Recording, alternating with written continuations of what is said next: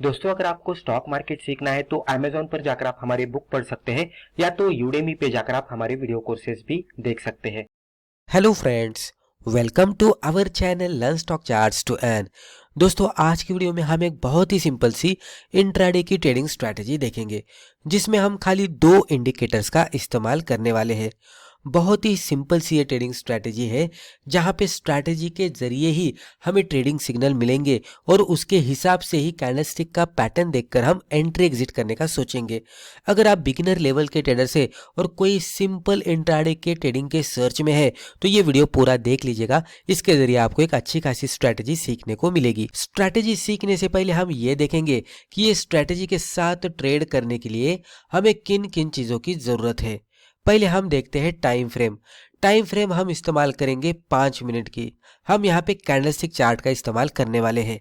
Indicators, हमने यहाँ पे दो इंडिकेटर्स लिए हैं। एक है simple moving average SMA and second है एक्सपोनेंशियल मूविंग एवरेज EMA। अभी कौन सा SMA और कौन सा EMA यानी कि उसका पीरियड क्या है वो आगे जाकर हम देखेंगे। Identifying a trend, as a beginner level trader जब भी आपको इंट्राडे में ट्रेडिंग करनी होती है तो बेसिक जो चीज़ें हैं उसके बारे में आपको पता होना चाहिए। जैसे कि ट्रेंड, जो भी स्टॉक में आप ट्रेड कर रहे हैं वो कौन से ट्रेंड में या तो कौन से डायरेक्शन में ट्रेड कर रहा है ये आपको आइडेंटिफाई करने को आना चाहिए। अप ट्रेंड में है, डाउन ट्रेंड में है या तो साइडवेज ट्रेंड में है, ये आपको पता करना पड़ेगा। उसके बाद आइडेंटिफाइंग ब्रेकआउट। ब्रेकआउट जब भी चार्ट पे बनता है तो ब्रेकआउट प्रॉपर सपोर्ट को ब्रेक करके या तो प्रॉपर रेजिस्टेंस को ब्रेक करके बन रहा है क्या और सही तरीके से बन रहा है क्या और अच्छे खासे बुलिश कैंडलस्टिक के साथ या तो बियरिश कैंडलस्टिक के साथ बन रहा है क्या, तो वो भी आइडेंटिफाई करने को आना चाहिए। मार्केट, तो जिस तरह के सिक्योरिटी में हम ट्रेड करने वाले हैं वो होना चाहिए लिक्विड स्टॉक, यानी कि ऐसा स्टॉक कि जिसमें हाई वॉल्यूम हो। इलिक्विड स्टॉक को हम टोटली इग्नोर करेंगे। अब हम यहाँ पे अच्छे से स्ट्रैटेजी को समझ लेने की कोशिश करेंगे। बहुत ही इंटरेस्टिंग ये होने वाला है। यहाँ पे टाइटल अगर आप देखेंगे तो SMA 26 एंड EMA 26 ट्रेडिंग। अगर आप यहाँ पे ऑब्जर्व करेंगे तो आपको यहाँ पे दिख रहा है कि हमने सिंपल मूविंग एवरेज लिया है, उसका पीरियड है 26 और एक्सपोनेंशियल मूविंग एवरेज लिया है, उसका भी पीरियड है 26। तो दोनों का भी पीरियड हमने 26 ही लिया है। खाली एक SMA 26 है और दूसरा EMA 26 है। अभी इस तरह से क्यों लिया है, जैसे जैसे वीडियो आगे बढ़ेगा आपको समझ में आएगा कि ये किस तरह से वर्कआउट होता है। वैसे तो हमने अलग अलग मूविंग एवरेजेस अलग अलग पीरियड्स के चार्ट पे ड्रॉ करके स्टडी करने की कोशिश की है और वो करते करते हमने ये भी कॉम्बिनेशन चार्ट पे ड्रॉ किया और उसमें एक पैटर्न नजर आया जो कि बहुत ही बढ़िया तरीके से वर्कआउट हो रहा था। तो हमने सोचा कि ये आपके साथ भी शेयर किया जाए। अब यहाँ पे आपको समझना चाहिए कि पहले SMA क्या होता है और EMA क्या होता है, क्योंकि दोनों का भी पीरियड जो है वो 26 ही है। तो दोनों में डिफरेंस क्या है ये अगर आप पहले समझेंगे तो आपको समझ में आएगा कि इसके साथ ट्रेड किस तरह से करना है। तो वो बेसिक चीज़ें हम यहाँ पे समझ लेते हैं और फिर एग्जाम्पल भी हम देखने वाले हैं। SMA 26 और EMA 26 क्या होता है ये पहले हम समझ लेते हैं। तो 26 के बदले में यहाँ पे 5 का पीरियड लेता हूँ, आपको थोड़ा समझने में आसानी होगी।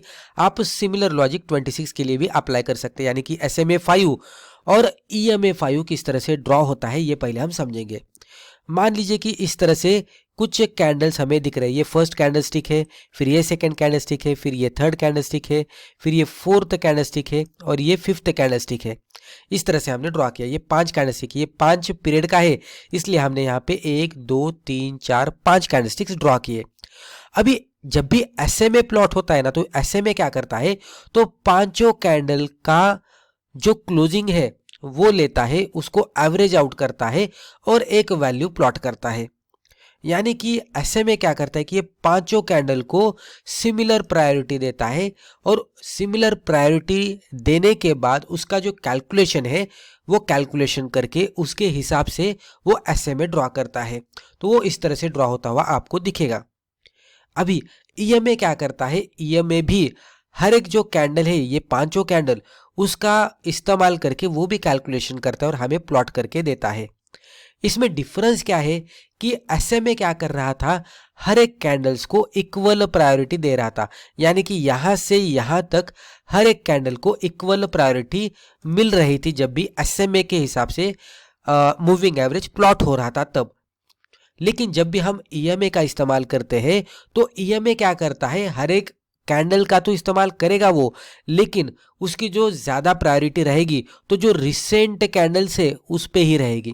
यानी कि वो हर एक कैंडल का इस्तेमाल करने वाला है, लेकिन एक्सपोनेंशियल मूविंग एवरेज को प्लॉट करने के लिए वो रिसेंट जो कैंडल्स के प्राइसेस दिख रहे हैं उसको वो ज़्यादा प्रायोरिटी देगा, उसको वो ज़्यादा फॉलो करेगा और उसके हिसाब से वो ईएमए को ड्रॉ करेगा।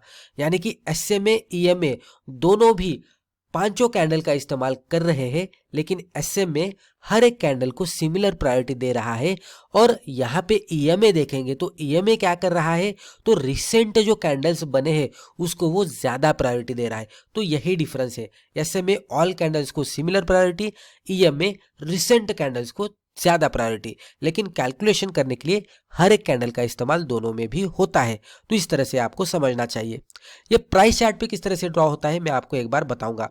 मान लीजिए कि ये ब्लैक वाला इस तरह से प्राइस चार्ट है और इस पे अगर हमने EMA 26 ड्रॉ किया तो ये EMA 26 आपके प्राइस चार्ट के ज़्यादा नज़दीक दिखेगा आपको।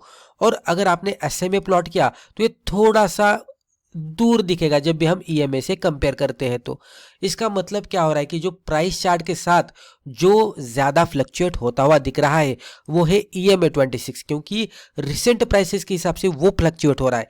लेकिन SMA 26 उतना रिसेंट प्राइसेस को नहीं कंसिडर कर रहा है, बल्कि हर एक कैंडल को सेम प्रायोरिटी दे रहा है। तो यहाँ पे इतना ही हम समझेंगे कि प्राइसेस के साथ ज्यादा जो वोलाटाइल होता है वो होता है EMA, और प्राइसेस के साथ जो कम वोलाटाइल होता है वो SMA।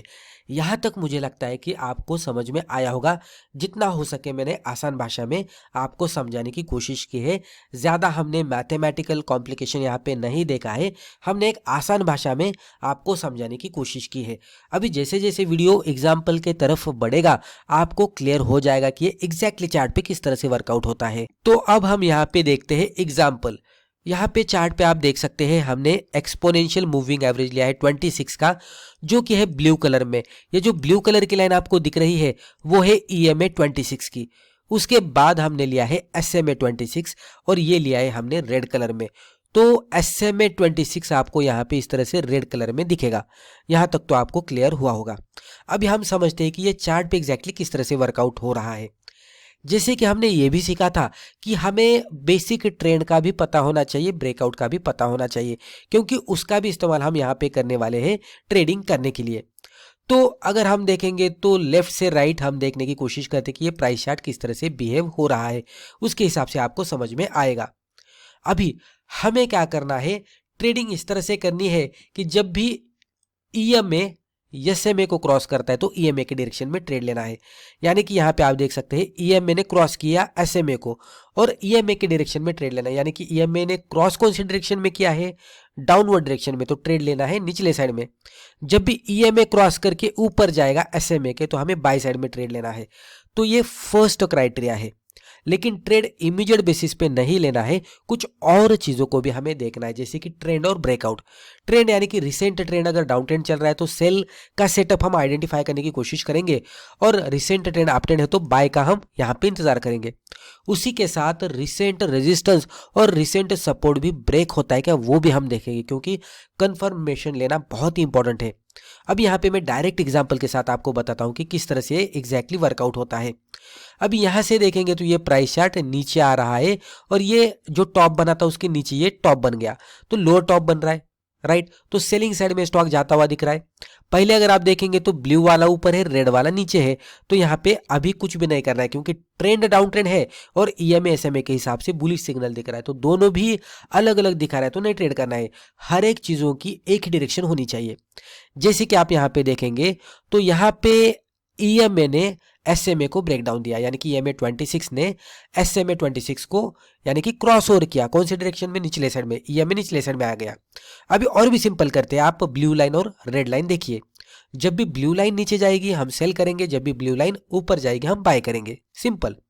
यहाँ पे ब्लू लाइन नीचे आ गई तो एक सेल सिग्नल यहाँ पे बन रहा है। उसी के साथ ट्रेंड भी अगर आप देखेंगे तो डाउन ट्रेंड चल रहा है, तो इसके हिसाब से भी सेल ट्रेंड चल रहा है। लेकिन हमें सेल कब करना है, तो कोई सपोर्ट ब्रेक होता है क्या, रिसेंट सपोर्ट ब्रेक होता है क्या वो देखना है, और उसके बाद हमें सेल करना है, राइट।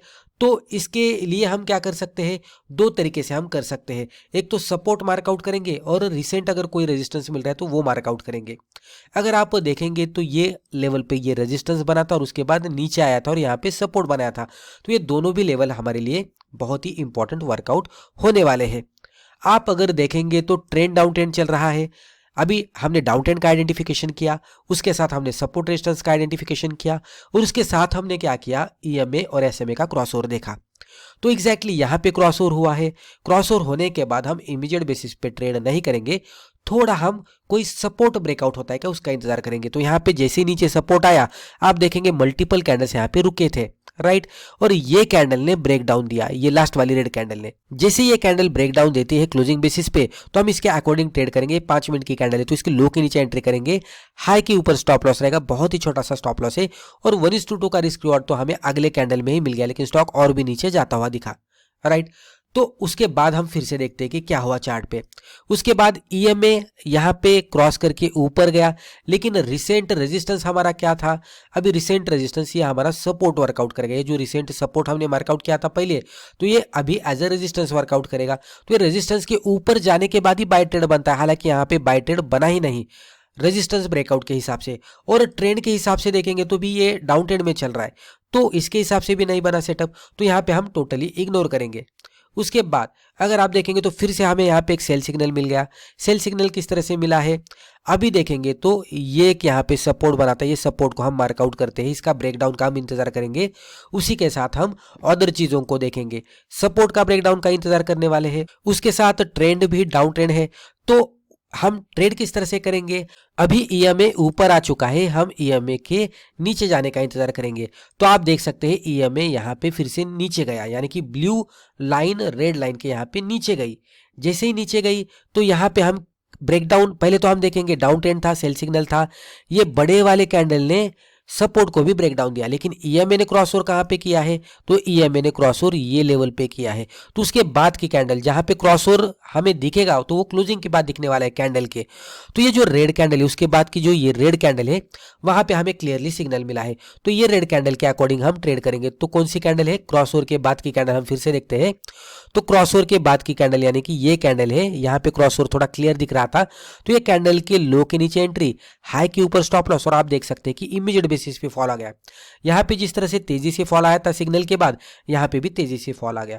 और हम 1:2 का टारगेट रखते हैं तो अगले ही कैंडल में, 1-2 कैंडल में आपको टारगेट मिल जाएगा, और यहाँ पे बल्कि और भी ज्यादा मूवमेंट आती हुई दिख रही है। अभी क्विकली एक बाय साइड का भी हम एग्जांपल देखते हैं। तो ये है बाय साइड का एग्जांपल। यहाँ पे अगर आप देखेंगे तो ये में 26 ब्लू कलर में है, SMA 26 रेड कलर में है।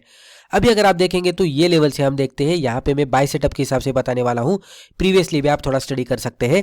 अभी रिसेंट रेजिस्टेंस यहाँ पे था तो इसको मार्कआउट करते हैं इस तरह से। अभी यहाँ से अगर आप देखेंगे तो ये बॉटम था, उससे कंपेरेटिवली यहाँ पे हायर बॉटम बन गया, तो ट्रेंड यहाँ पे धीरे धीरे अपसाइड में जाता हुआ दिख रहा है। उसी के साथ ये कैंडल ने रेजिस्टेंस को ब्रेकआउट दिया, इसके हिसाब से भी बाय सिग्नल मिल रहा है। लेकिन ईएमए का कहाँ पे क्रॉसओवर हुआ है, एसएमए को ये लेवल पे। तो क्लियरली क्रॉसओवर हमें कब मिलना चाहिए, जब भी कैंडल क्लोज होती है तो क्लोजिंग बेसिस पे ये कैंडल पे हमें सिग्नल मिला, लेकिन ये कैंडल रेड है। कभी भी ये बात ध्यान में रखने की, सेल करने के लिए रेड कैंडल होनी चाहिए और बाय करने के लिए ग्रीन कैंडल होनी चाहिए। तो यहाँ पे भी रेड कैंडल बनी, हम इग्नोर करेंगे। उसके बाद देखेंगे तो यहाँ पे ग्रीन कैंडल बनी, ईएमए क्रॉसओवर अच्छी तरह से हुआ था, ट्रेंड पकड़ लिया था, रेजिस्टेंस को ब्रेकआउट दिया था। तो ये कैंडल के अकॉर्डिंग हम ट्रेड करेंगे। तो कैंडल के हाई के ऊपर एंट्री, लो के नीचे स्टॉप लॉस, और आप देख सकते हैं कि वन वे डायरेक्शन में बहुत ही बड़ी रैली आई। आसानी से 1:2 का तो टारगेट हमारा हिट हुआ है, उससे भी ज्यादा मूवमेंट आती हुई दिखी है। बहुत ही बढ़िया तरीके से वर्कआउट होता है। मैंने अलग अलग मूविंग एवरेज ड्रॉ करके देखे, तो ये भी थोड़ा सिमिलर ड्रॉ करके देखने की कोशिश की, तो इस तरह से मुझे कुछ नजर आया है, तो मैंने सोचा आपके साथ शेयर किया जाए। अभी कुछ इंपॉर्टेंट पॉइंट्स भी देखते हैं ये ट्रेडिंग स्ट्रेटेजी के साथ ट्रेड करने के लिए। तो नो ओवर ट्रेडिंग, आपको ओवर ट्रेडिंग नहीं करनी है। 1 से 2 ट्रेड या तो 2 से 3 मैक्स ट्रेड आप ये ट्रेडिंग स्ट्रेटेजी के साथ ले सकते हैं। अवॉइड लो वॉल्यूम स्टॉक, जिसमें वॉल्यूम नहीं उसमें ट्रेड नहीं करना है। ट्रेड विथ ट्रेंड, पहले ट्रेंड का आइडेंटिफिकेशन करना है और ट्रेंड के डायरेक्शन में ही ट्रेड लेना है, क्योंकि ये मूविंग एवरेज की स्ट्रेटेजी है। मूविंग एवरेज एक ट्रेंड फॉलोइंग इंडिकेटर है, तो ट्रेंड फॉलोइंग स्ट्रेटेजी के साथ ही हम जाने वाले हैं। वेट फॉर ऑल कंफर्मेशन, सबसे इंपॉर्टेंट, हर एक कंफर्मेशन का वेट करना है। ट्रेंड का कंफर्मेशन मिलता है क्या, ब्रेकआउट का कंफर्मेशन मिलता है क्या, मूविंग एवरेज क्रॉसओवर का कंफर्मेशन मिलता है क्या, और कैंडल के कलर का यानी कि बुलिश या बियरिश, तो वो भी कंफर्मेशन मिलता है क्या, वो देखना और उसके बाद ही ट्रेड लेना है। फॉलो स्टॉप लॉस, इतना सब कुछ करने के बाद भी अगर हमारा स्टॉप लॉस हिट होता है तो लॉस बुक करके बाहर आना है, होप करते नहीं बैठना है। And most important is do paper trading first. जब भी हम कोई नई ट्रेडिंग स्ट्रैटेजी सीखते हैं तो उसके बारे में हमें ज़्यादा पता नहीं होता, तो उसकी वजह से पहले हमें वो पर्टिकुलर ट्रेडिंग स्ट्रैटेजी के साथ बहुत सारा बैक टेस्टिंग करना पड़ेगा। फिर उसके बाद जब भी स्ट्रैटेजी सक्सेसफुल लगती है तो हम फिर पेपर ट्रेडिंग के साथ कुछ महीनों के लिए जा सकते हैं। वहाँ पे अगर रिजल्ट पॉजिटिव मिलता है तो पहले हम कम क्वांटिटी के साथ ट्रेड कर सकते हैं, और धीरे धीरे जैसा कॉन्फिडेंस बढ़ेगा और वैसे वैसे आप स्ट्रैटेजी को भी फर्निश करेंगे तो आप धीरे धीरे क्वांटिटी बढ़ाकर आपके हिसाब से ट्रेड कर सकते हैं। तो दोस्तों मुझे लगता है रिस्पेक्टिव वीडियो में हमने जो भी डिस्कस किया इससे आपको जरूर फायदा हुआ होगा। Thank you.